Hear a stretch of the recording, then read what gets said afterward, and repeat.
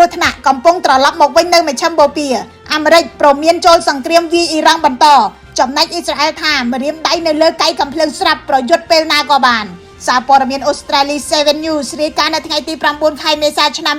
2026ថាអនុប្រធានាធិបតីអាមេរិកលោក JD Vance ព្រមានថាបើអ៊ីរ៉ង់មិនបើកច្រកសមុទ្រហ័រមូសឡើងវិញទេហើយមិនបង្ហាញការបដិញ្ញាចិត្តចរចាអាមេរិកនឹងត្រឡប់ទៅប្រើកម្លាំងយោធាវិញនៅពេលដំណើរគ្នានោះលោក Benjamin Netanyahu នាយករដ្ឋមន្ត្រីអ៊ីស្រាអែលក៏ប្រកាសថាម្រាមដៃរបស់ទ័ពអ៊ីស្រាអែលមិនទាន់ដកចេញពីកៃកំភ្លើងនៅឡើយ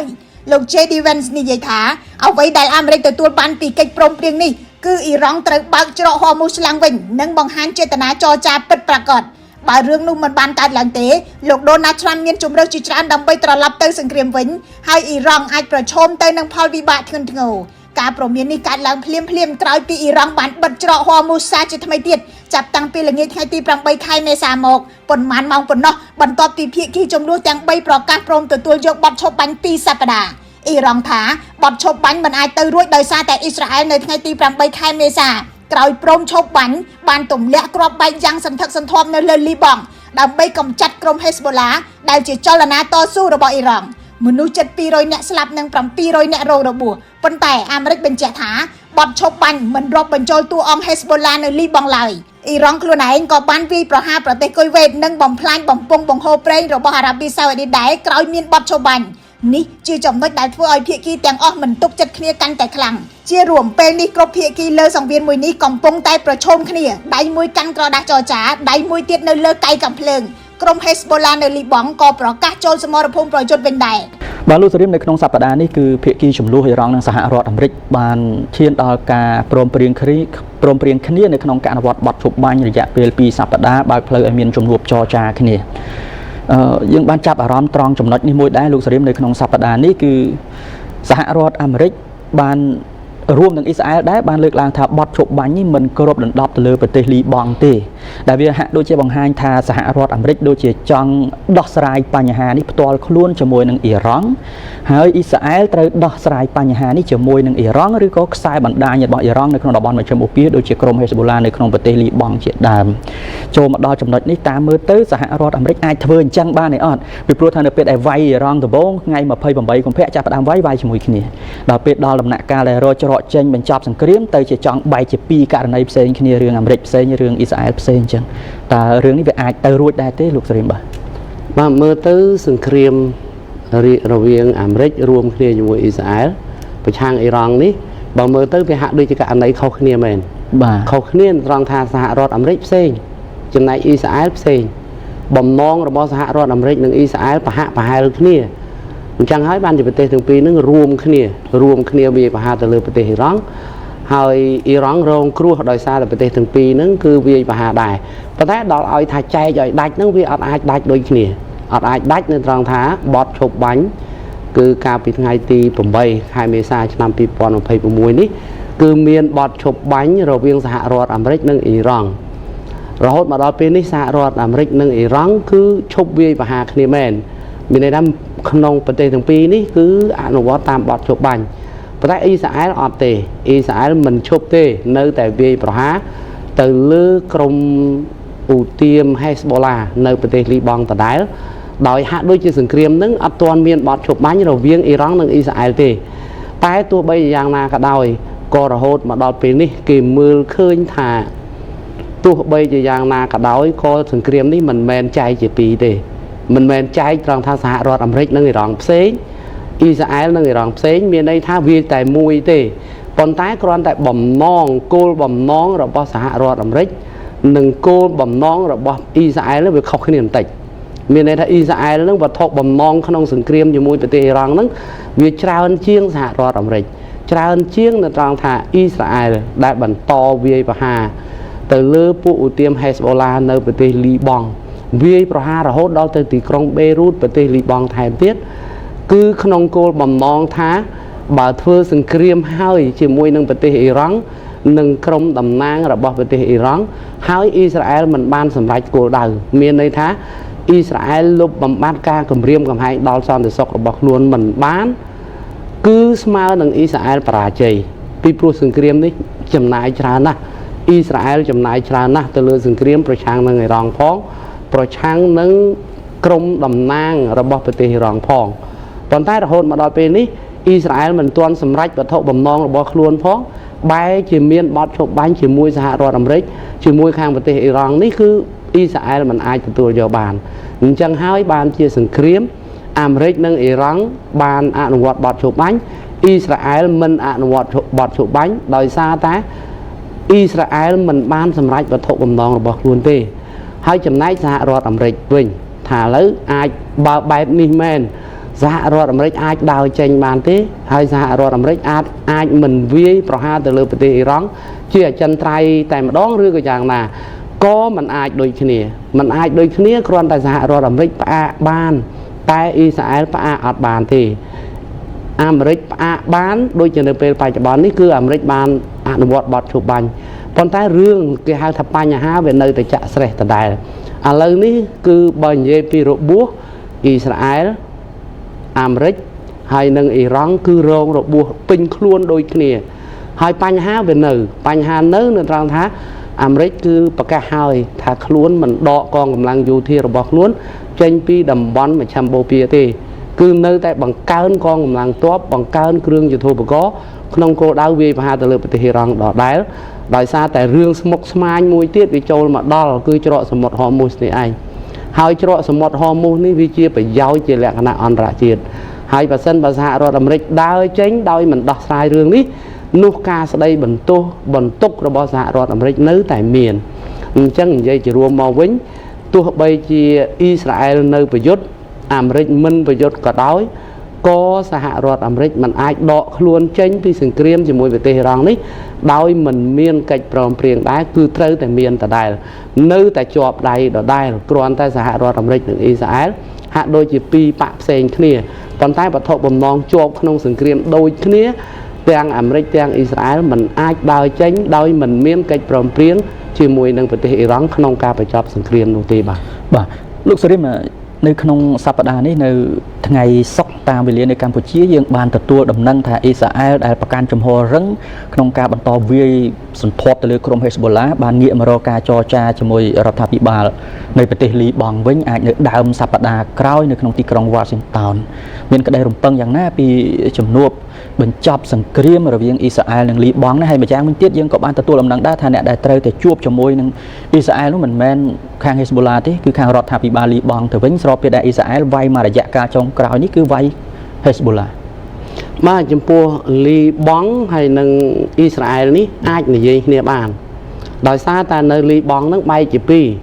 លីបង់បែកជាពីរបែកទឹកដីតែម្ដងមកក្រុមពួកឧទាមហេសបូឡានៅប៉ែកខាងត្បូងនៃប្រទេសលីបង់ដែលជាប់ព្រំដែនភាគខាងជើងនៃប្រទេសអ៊ីស្រាអែលមួយផ្នែកហើយចំណែកលីបង់រដ្ឋាភិបាលលីបង់មួយផ្នែក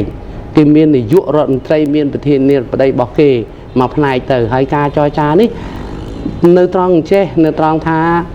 កាលពីអំឡុងថ្ងៃពុធសប្តាហ៍នេះគឺខាងភាគីអ៊ីស្រាអែលបានវាយប្រហារខ្លាំងក្លាមែនទែនទៅក្នុងទឹកដីរបស់ប្រទេសលីបង់ខាងរដ្ឋាភិបាលប្រទេសលីបង់គ្រប់គ្រងនៅទីក្រុងបេរូតតែម្ដងក្នុងរយៈពេលតែ10នាទីអ៊ីស្រាអែលវាយប្រហារកំទេចទីតាំងរហូតដល់ជាង100ទីតាំងឯណោះដូច្នេះវាប៉ះពាល់ដល់លីបង់ហើយការចរចានេះគឺភាគីទាំងពីរនិយាយផ្ដោតសំខាន់ទៅលើអ៊ីស្រាអែលរំលោភដែនអធិបតេយ្យភាពរបស់ប្រទេសលីបង់ពីព្រោះអង្គការសហប្រជាជាតិក៏ចេញសេចក្តីថ្លែងការណ៍ថ្កោលទោសចំពោះប្រទេសអ៊ីស្រាអែលដែរដែលរំលោភបំពានទៅលើទឹកដីរបស់ប្រទេសលីបង់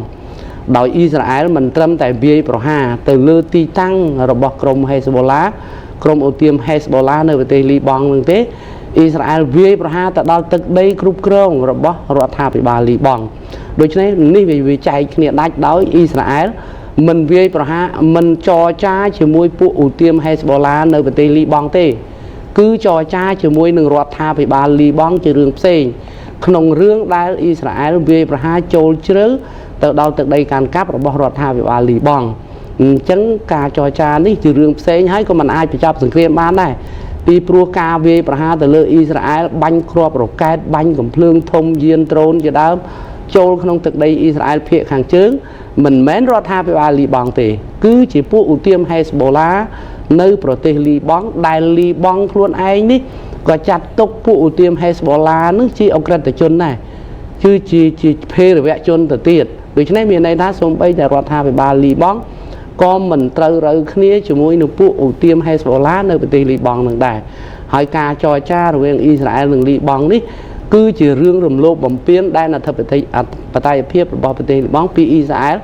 មិនមាននិយាយរឿងបញ្ចប់សង្គ្រាមជាមួយនឹងពួកឧទាមហេសបូឡាដែរហើយបើត្រង់ថាឲ្យពួកឧទាមហេសបូឡានេះ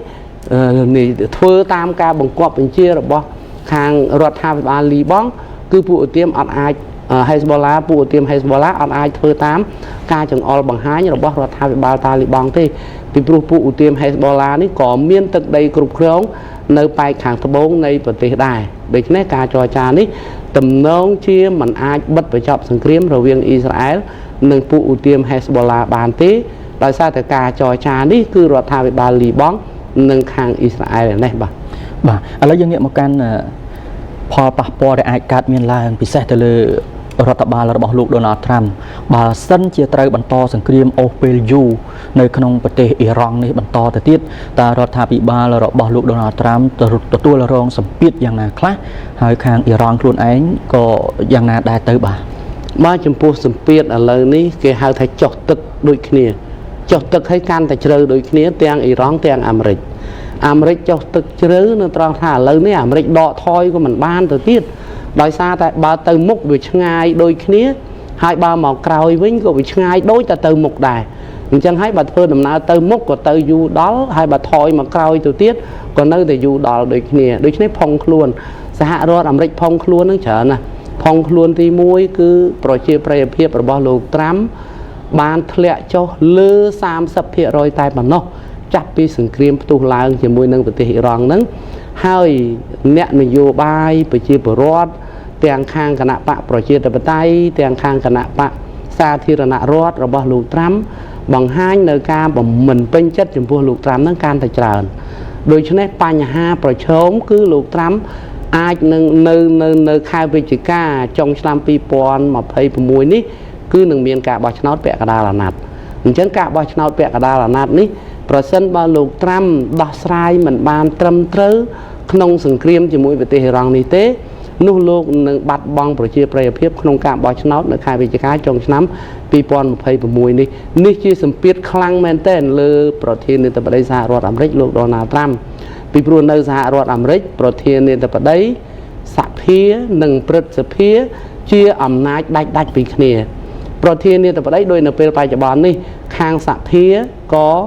មានសមាជិកខាងគណៈបកសាធារណរដ្ឋច្រើនខាងព្រឹទ្ធសភាក៏សម្លេងភាគច្រើនខាងគណៈបកសាធារណរដ្ឋរបស់លោកត្រាំដែរអញ្ចឹងហើយបើសិនបើមានធ្វើសេចក្តីព្រៀងការបោះឆ្នោតលើសេចក្តីព្រៀងណាមួយគឺលោកត្រាំមានអំណាចនៅត្រង់ខ្លួនឯងគឺគណៈបកសាធារណរដ្ឋរបស់លោកមានសម្លេងច្រើនទាំងសភានិងព្រឹទ្ធសភាតែពេលដែលបោះឆ្នោតនៅចុងអាណត្តិនេះពាក់កណ្ដាលអាណត្តិនៅចុងឆ្នាំ2026នេះបើសិនបើលោកត្រាំបាត់បង់ប្រជាប្រិយភាពនោះមានន័យថាប្រធានាធិបតីសហរដ្ឋអាមេរិកនឹងមានតែតំណែងទេមានតែតំណែងជាប្រធានាធិបតីប៉ុន្តែការអនុម័តសេចក្តីព្រៀងផ្សេងដូចជាសំណើថវិកាជាដើមគឺអត់អាចធ្វើទៅបានទេដោយសារតែគណៈបកប្រជាធិបតេយ្យមានសម្លេងភាគច្រើននៅក្នុងសភាផងនៅក្នុងព្រឹទ្ធសភាផងដូច្នេះរឿងនេះហើយបានជាលោកត្រាំមានបន្ទុកខ្លាំងណាស់ហើយចំណែកខាងអ៊ីរ៉ង់ក៏ដូចគ្នាដែរអ៊ីរ៉ង់នៅពេលបច្ចុប្បន្ននេះទោះបីជាមើលទៅហាក់ចំហអ៊ីរ៉ង់កាន់តែរឹងមាំហាក់អ៊ីរ៉ង់មានចំហល្អក្នុងសង្គ្រាមជាមួយសហរដ្ឋអាមេរិកយ៉ាងណាក៏ដោយក៏អ៊ីរ៉ង់បាត់បង់ធំធេងណាស់ដែរពីព្រោះបើតាមរបាយការណ៍របស់ទីភ្នាក់ងារស៊ើបការសម្ងាត់សហរដ្ឋអាមេរិក FBI ថាចាប់ពីសង្គ្រាមផ្ទុះឡើងកាលពីថ្ងៃទី28ខែកុម្ភៈឆ្នាំ2026នេះគឺអាមេរិកនិងអ៊ីស្រាអែលវាយប្រហារទៅលើប្រទេសអ៊ីរ៉ង់នេះរហូតដល់ទៅជាង 14,000 ទីតាំងជាង 14,000 ទីតាំងច្រើនណាស់ប៉ុន្តែគ្រាន់តែការខូចខាតធំតូចឬក៏ទីតាំងមិនសូវជាមានប្រយោជន៍យ៉ាងម៉េចគឺខាង FBI មិនលម្អិតទេគ្រាន់តែថាការវាយប្រហារហ្នឹងគឺទៅលើទីតាំងចំនួនជាង 14,000 ទីតាំងមានន័យថាអ៊ីរ៉ង់វាសុះប្រទេសដែរហើយប៉ុន្តែទោះបីជាយ៉ាងណាក៏ដោយ ដល់ដំណាក់កាលនេះហើយអ៊ីរ៉ង់ក៏មិនចុះចាញ់សហរដ្ឋអាមេរិកដោយងាយៗដែរគឺអ៊ីរ៉ង់នៅតែបដិញ្ញាបន្តទៅទៀតក្នុងសង្គ្រាមជាមួយសហរដ្ឋអាមេរិកទោះបីជាខ្លួនត្រូវរងរបួសធ្ងន់យ៉ាងណាក៏ដោយនោះបាទបាទសូមអរគុណលោកស្រីយើងនៅបន្តតាមដានអំពីបញ្ហានេះបន្តទៀតជម្រាបលាបាទអរគុណបាទទូរទស្សនិកជនពិតណាស់យើងបានមើលឃើញពីការប្រកាន់ជំហរនៅដើមសប្តាហ៍នេះពីនាយករដ្ឋមន្ត្រីអ៊ីស្រាអែលលោក Benjamin Netanyahu ក្នុងការបន្តសង្គ្រាមនៅក្នុងប្រទេសលីបង់នេះគឺមានការប្រកាន់ជំហរតឹងរ៉ឹងមែនទែនជារួមយើងនៅចាំបានពីការប្រកាសរបស់លោក Shehbaz Sharif នាយករដ្ឋមន្ត្រីប៉ាគីស្ថានលោកបានប្រកាសថាបទជបាញ់ពីសប្តាហ៍អ៊ីរ៉ង់អាមេរិកនេះគឺគ្របដណ្ដប់គ្រប់កន្លែងទាំងទៅលើលីបង់ផងដែរបានន័យថាគឺត្រូវផ្អាកប្រយុទ្ធបាទដូចគ្នាប៉ុន្តែជាក់ស្ដែងគេបានមើលឃើញថាអ៊ីស្រាអែលអត់បានគោរពទៅលើបទជបាញ់នោះទេហើយខាងអាមេរិកក៏បានលើកឡើងផងដែរថាលក្ខខណ្ឌបទជបាញ់នេះមិនរួមបញ្ចូលខាងប្រទេសលីបង់ទេហើយលទ្ធផលនោះគេបានមើលឃើញថាអ៊ីស្រាអែលពិតជាបន្តការវាយប្រហារនៅលីបង់មែនជាពិសេសកាលពីថ្ងៃពុធ8មេសាដើមសប្តាហ៍នេះអ៊ីស្រាអែលវាយប្រហារនៅក្នុងថ្ងៃពុធនោះបណ្ដាលឲ្យមនុស្សជាង250នាក់បានស្លាប់ហើយឥឡូវនេះទទួលដំណឹងចុងក្រោយថាឡើងដល់ជាង300នាក់តែមួយថ្ងៃពុធទី8មេសាប៉ុណ្ណោះហើយឥឡូវនេះយើងបានមើលឃើញពីការប្រែប្រួលចំហរបស់អ៊ីស្រាអែលភ្លាមគឺអ៊ីស្រាអែលងាកទៅរកការចរចាជាមួយនឹងលីបង់វិញហើយអ្វីបានជាមានរឿងនេះកើតឡើងហើយការចរចានៅដើមសប្តាហ៍ក្រោយនេះតើមើលអាចទទួលបានលទ្ធផលយ៉ាងណាយើងមានការចូលរួមបន្ថែមពីអ្នកតាមដានព្រឹត្តិការណ៍អន្តរជាតិរបស់ទូរទស្សន៍ព័ត៌មាន BTV គឺលោកណនរីណាលោកកំពុងតែមានវត្តមាននៅក្នុង studio លោកណាជាក់ស្ដែងអ្វីខ្លះទៅដែលជាកត្តាជំរុញឲ្យអ៊ីស្រាអែលកែប្រែចំហរបស់ខ្លួនភ្លាមនៅពេលនេះតាក់ទងទៅនឹងបេសកកម្មយោធានៅលីបង់បាទមានការចុះផ្សាយពីសារព័ត៌មានជាច្រើនរួមទាំងសារព័ត៌មាននៅអ៊ីស្រាអែលផងថាកាលពីថ្ងៃប្រហ័សក្រោយពេលដែលក្រុម Hezbollah បានវាយប្រហារសងសឹកទៅលើប្រទេសអ៊ីស្រាអែលបន្ទាប់ពីអ៊ីស្រាអែលបានបាញ់ប្រហារ100គោលដៅទៅលើប្រទេសលីបង់កាលពីថ្ងៃពុធនោះគឺលោក Donald Trump ប្រធានាធិបតីសហរដ្ឋអាមេរិកគឺបានហៅទូរស័ព្ទមកលោក Benjamin Netanyahu ដោយសារថាស្ថានភាពវារឹតតានតឹងជាពិសេសគឺជាប់សមុទ្រហ័រមូសគឺត្រូវអ៊ីរ៉ង់បិទជាថ្មីទៀតដូច្នេះដើម្បីបន្ធូរបន្ថយភាពតានតឹងនេះគឺនាយកប្រធានាធិបតីសហរដ្ឋអាមេរិកលោក Donald Trump បានហៅទូរស័ព្ទមកលោក Benjamin Netanyahu នាយករដ្ឋមន្ត្រីអ៊ីស្រាអែលឲ្យបញ្ឈប់ការវាយប្រហារទៅលើប្រទេសលីបង់ហើយវិលមករកការចរចាដោយផ្ទាល់ដោយសារកន្លងមកអ៊ីស្រាអែលក៏ចង់ជជែកគ្នាដោយផ្ទាល់ជាមួយនឹងក្រុម Hezbollah ដែរអញ្ចឹងលោក Benjamin Netanyahu បានប្រកាសពីការទទួលយកសំណើរបស់ប្រធានាធិបតីសហរដ្ឋអាមេរិកលោក Donald Trump ក្នុងការបញ្ឈប់ឬក៏ផ្អាកវាយប្រហារទៅលើប្រទេសលីបង់ប៉ុន្តែក្រោយមកក៏ស្នើថាសូម scale back មានន័យថាកាត់បន្ថយទំហំនៃការវាយប្រហារមកនៅវាយប្រហារតូចតាចមានន័យថាការវាយចោះគោលដៅទៅលើក្រុម Hezbollah ជាពិសេសនៅតំបន់ជុំវិញរដ្ឋធានីបេរុតអញ្ចឹងមិនមែនឈប់ទាំងស្រុងទេមុននេះក៏មានរបាយការណ៍ពីសារព័ត៌មានAl Jazeera ដែលថាក្រុមការងាររបស់ខ្លួនចូលជើងនៅក្នុងប្រទេសលីបង់ក៏បានរាយការណ៍ពីការវាយប្រហាររបស់អ៊ីស្រាអែលទៅលើទីក្រុងតូចមួយគឺ Al-Majadel នៅក្នុងប្រទេសលីបង់ភាគខាងត្បូងហើយខាងទីភ្នាក់ងារសារព័ត៌មានជាតិរបស់លីបង់ NNA ក៏បានរាយការណ៍ពីការវាយប្រហាររបស់អ៊ីស្រាអែលនេះដែរហើយខាងទូរទស្សន៍ Al Jazeera ក៏បានលើកឡើងពីការវាយប្រហាររបស់ក្រុម Hezbollah នៅក្នុងប្រទេសលីបង់ហ្នឹងមកកាន់ប្រទេសអ៊ីស្រាអែលដែរមានបាញ់រ៉ុកែតសម្ដៅមកកាន់តំបន់ Galilee នៅក្នុងប្រទេសអ៊ីស្រាអែលហើយអ៊ីស្រាអែលក៏បានប្រកាសថាមានការវាយប្រហារមកហើយសារព័ត៌មាននានាមានន័យថាក្រោយរំលងអាត្រៀតថ្ងៃពហុឈានចូលថ្ងៃសុក្រនេះគឺមានការផ្ទុះអាវុធទៀតរវាងអ៊ីស្រាអែលនិងក្រុម Hezbollah នៅក្នុងប្រទេសលីបង់ប៉ុន្តែយ៉ាងណាក៏ដោយប្រធានាធិបតីលីបង់លោក Joseph Aoun ក៏បានបង្ហាញពីជំហរវិជ្ជមានទាក់ទងនឹងការចរចាជាមួយនឹងប្រទេសអ៊ីស្រាអែលដែរហើយលោក Benjamin Netanyahu ក៏បានលើកឡើងថាអ៊ីស្រាអែលមិនអាចឈប់ទាំងស្រុងបានទេដោយសារតែក្រុម Hezbollah នៅតែជាគោលដៅគម្រាមកំហែងដល់សន្តិសុខឬក៏ស្ថិរភាពរបស់ពលរដ្ឋអ៊ីស្រាអែលនៅតំបន់ភាគខាងជើងប្រទេសអញ្ចឹង